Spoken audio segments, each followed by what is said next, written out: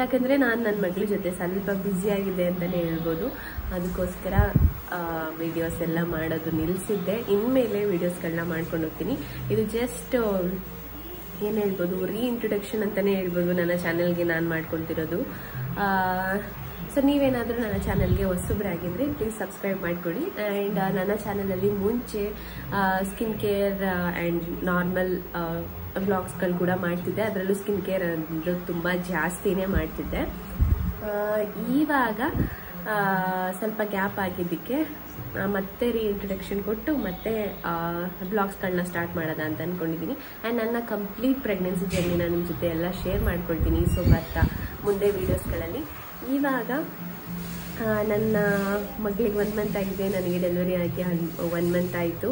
So time spend ಮಾಡ್ತಿದ್ದೀನಿ. Time ಹೋಗೋದೇ ಗೊತ್ತಾಗ್ತಿಲ್ಲ, ಡೇಸ್ಗಳು ಹೋಗೋದೇ ಗೊತ್ತಾಗ್ತಿಲ್ಲ. ವ್ಲಾಗ್ಸ್ಗಳು ಮಾಡೋಕ್ಕೂ ಕೂಡ ಟೈಮ್ ಸಿಗ್ತಿಲ್ಲ ಅಂತ ಅನ್ನಿಸ್ತದೆ. ಸೊ ಇದು ಹೇಗೋ ಒಂದು ಟೈಮ್ ಮಾಡಿಕೊಂಡು ಮಾಡ್ತಿರೋವಂಥ ವ್ಲಾಗ್.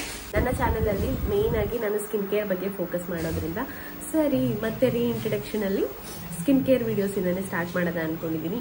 ಇವಾಗ as a breastfeeding mother ನೀವು ನೋಡ್ಬೋದು ನನ್ನ ಫೇಸ್ ಎಷ್ಟು ಹಾಳಾಗಿದೆ ಅಂತ. ನನ್ನ ಸ್ಕಿನ್ನು ತುಂಬ ಲೈಕ್ ಸಿಸ್ಟ್ ಪಿಂಪಲ್ಸ್ ಟೈಪ್, ಅಂದರೆ ಸಿಸ್ಟಿಕ್ ಪಿಂಪಲ್ಸ್ ಅಂತ ಹೇಳ್ತೀವಿ. ಅಂದರೆ ಸ್ವಲ್ಪ ದಪ್ಪ ದಪ್ಪ ಗಂಟು ಟೈಪಲ್ಲಿ ಪಿಂಪಲ್ಸ್ಗಳು ತುಂಬ ಆಗಿದೆ.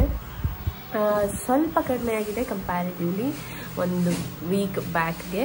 ಸೊ ಸದ್ಯಕ್ಕೆ ನನ್ನ ಸ್ಕಿನ್ ಕೇರ್ ಏನಿದೆ ಅದನ್ನು ನೋಡಿಕೊಂಡು ನೆಕ್ಸ್ಟು ಪ್ರೆಗ್ನೆನ್ಸಿ ಜರ್ನಿದು ವೀಡಿಯೋಸ್ಗಳನ್ನ ಮಾಡ್ತೀನಿ. ಇವತ್ತು ಸ್ಕಿನ್ ಕೇರ್ ವೀಡಿಯೋಸಿಂದ ಸ್ಟಾರ್ಟ್ ಮಾಡೋದು. As a breastfeeding mother ನಾನೇನು ಯೂಸ್ ಮಾಡ್ತಿದ್ದೀನಿ ಅನ್ನೋದನ್ನು ನಿಮ್ಮ ಜೊತೆ ಶೇರ್ ಮಾಡ್ಕೊಳ್ತೀನಿ. ಓಕೆ, ದ ಫಸ್ಟ್ ಥಿಂಗ್, ಎಲ್ಲರಿಗೂ welcome back to my YouTube channel. ತುಂಬ ತಿಂಗಳೇ ಆಗಿಬಿಟ್ಟಿದೆ ನಾನು ಯೂಟ್ಯೂಬ್ ಚಾನಲ್ಗೆ ವೀಡಿಯೋಸ್ನ ಮಾಡಿ. ಆ್ಯಂಡ್ ತುಂಬ ನಾಯ್ಸ್ ಇದೆ ಅಂತ ಹೇಳಿ ವಾಯ್ಸ್ ರೆಕಾರ್ಡ್ ಕೊಡೋದು. ನನ್ನ ಮಗಳು ಈಗ ವಾಯ್ಸ್ ರೆಕಾರ್ಡ್ ಮಾಡ್ತಿದ್ರು ಕೂಡ ಮಧ್ಯೆ ಕುಯ್ ಅಂತಿದ್ದಾಳೆ. ಇಟ್ಸ್ ಓಕೆ, ಸೊ ಅಡ್ಜಸ್ಟ್ ಮಾಡ್ಕೊಳ್ಳಿ. ಸ್ವಲ್ಪ ಏನಾದರೂ ನಾಯ್ಸಿ ಅನಿಸಿದ್ರೆ ಓಕೆ. ನನ್ನ ಫಸ್ಟ್ ಸ್ಕಿನ್ ಕೇರ್ ರೊಟೀನ್ ನಿಮ್ಮೆಲ್ಲರಿಗೂ ಗೊತ್ತಿರೋದ ಪ್ರಕಾರ ಸೀರಮ್ ಅಪ್ಲೈ ಮಾಡ್ತಿದ್ದೀನಿ. And then moisturiser, then sunscreen. ಇದೆಲ್ಲ ಪ್ರಾಡಕ್ಟ್ ಲಿಂಕ್ಸ್ನ ನಾನು ನನ್ನ ಡಿಸ್ಕ್ರಿಪ್ಷನ್ ಚಾನಲಲ್ಲಿ ಹಾಕಿರ್ತೀನಿ. ಸೊ ಚೆಕ್ ಮಾಡ್ಬೋದು. ಆ್ಯಂಡ್ ನಾನು ಯೂಸ್ ಮಾಡ್ತಿರೋದು ಮಿನರಲ್ ಸನ್ಸ್ಕ್ರೀನ್. ನೀವು ಪ್ರೆಗ್ನೆಂಟ್ ಆಗಿದ್ದರೆ ಅಥವಾ ಬ್ರೆಸ್ಟ್ ಫೀಡಿಂಗ್ ಇದ್ದರೂ ಕೂಡ ಮಿನರಲ್ ಸನ್ಸ್ಕ್ರೀನ್ ಇಸ್ ಸೇಫ್. ಅದಕ್ಕೋಸ್ಕರ ನೀವು ಲಿಟ್ರಲಿ ನೋಡ್ಬೋದು ನನ್ನ ಸ್ಕಿನ್ ಎಷ್ಟು ಡ್ಯಾಮೇಜ್ ಆಗಿದೆ ಅಂದರೆ ಬಿಕಾಸ್ ಆಫ್ ಹಾರ್ಮೋನಲ್ ಚೇಂಜಸ್. ನನ್ನ ಪ್ರೆಗ್ನೆನ್ಸಿಯಲ್ಲೂ ಕೂಡ ಕಂಪ್ಲೀಟ್ ಜರ್ನಿಯಲ್ಲೂ ಕೂಡ ಈಗೊಂದು ಪಿಂಪಲ್ಸ್ ಆಗೋದು ಮತ್ತು ಸ್ಕಿನ್ ಡ್ಯಾಮೇಜ್ ತುಂಬ ಆಗಿತ್ತು, ವಿಚ್ ಐ ಕ್ಯಾನಾಟ್ ಕಂಟ್ರೋಲ್ ಏನು ಮಾಡಿನೂ ಕೂಡ ಹಾರ್ಮೋನಲ್ ಇಂಬ್ಯಾಲೆನ್ಸಿಂದ. ಇವಾಗ ಆಫ್ಟರ್ ಡೆಲಿವರಿ ಹೇಳ್ಕೊಳ್ಳೋದೇ ಬೇಡ, ಅಷ್ಟು ಸಿಸ್ಟಿಕ್ ಪಿಂಪಲ್ಸ್ ಆಗಿದೆ. I think it takes 2 to 3 months ನನ್ನ ಸ್ಕಿನ್ ಕ್ಲಿಯರ್ ಆಗೋದಕ್ಕೆ. ನಿಮ್ಮ ಜೊತೆ ಆ ಜರ್ನಿನ ಶೇರ್ ಮಾಡ್ತಾ ಹೋಗ್ತೀನಿ. ನನ್ನ ಸ್ಕಿನ್ ಕೇರಲ್ಲಿ ಏನೇನು ಚೇಂಜಸ್ ಮಾಡಿದೆ ನನ್ನ ಸ್ಕಿನ್ ಟ್ರೀಟ್ ಮಾಡ್ಕೊಳ್ಳೋಕ್ಕೆ ಅಂತ.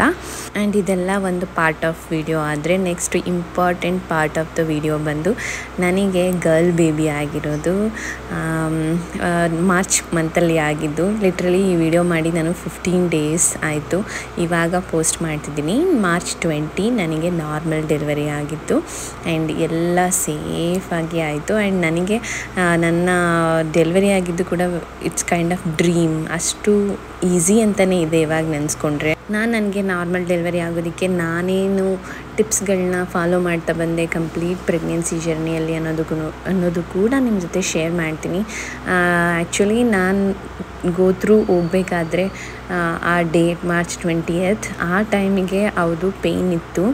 ಬಟ್ ಅದೆಲ್ಲ ಮುಗಿದ ಮೇಲೆ ನಿಜವಾಗ್ಲೂ ನನಗೆ ಈಸಿಯಾಗಿ ಆ್ಯಂಡ್ ಸೇಫಾಗಿ ಡೆಲಿವರಿ ಆಗಿದೆ. ಆ್ಯಂಡ್ ಬೇಗ ಡೆಲಿವರಿ ಆಯಿತು ಅಂತಲೇ ಅನ್ನಿಸ್ತು. And short time of labour pain ನನಗಿದ್ದಿದ್ದು. ಅದರಲ್ಲೂ ನನ್ನ ಅಕ್ಕಪಕ್ಕ ಅಡ್ಮಿಟ್ ಆಗಿದ್ದವರಂತೂ ಲೈಕ್ ಲಿಟ್ರಲಿ 1 or 2 days ಅವರು ವೆಯ್ಟ್ ಮಾಡಿದ್ದಾರೆ ನಾರ್ಮಲ್ ಡೆಲಿವರಿಗೆ. ಅದರಲ್ಲಿ ಒಂದಿಬ್ಬರಿಗೂ ಕೂಡ ಸಿಸರಿಯನ್ ಆಯಿತು because of the breech position ಇದ್ದಿದ್ದರಿಂದ ಬೇಬಿ.